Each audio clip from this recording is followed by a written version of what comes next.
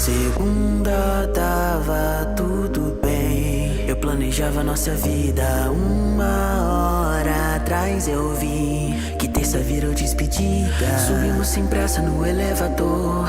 Primeiro andar, lembro de te beijar. Foi aí que vi que teu rosto mudou.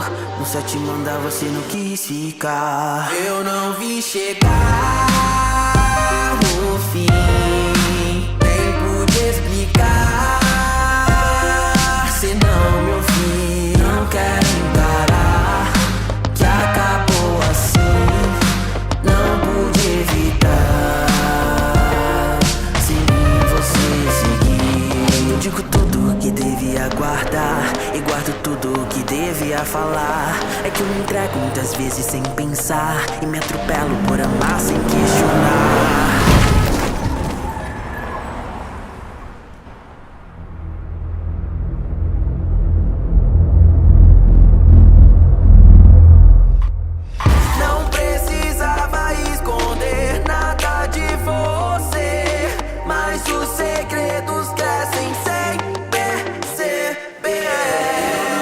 Chegar no fim, nem pude explicar.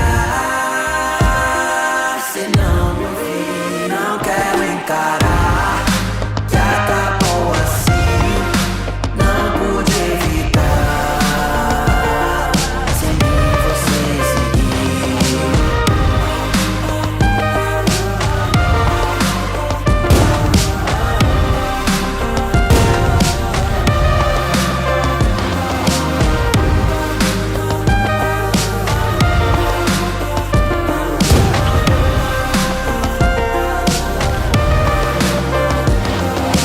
Tiro nunca dói até cê ver quem atirou. Só tem poder de machucar quem foi amor. Se tudo acabou, essa foi a decisão que cê tomou.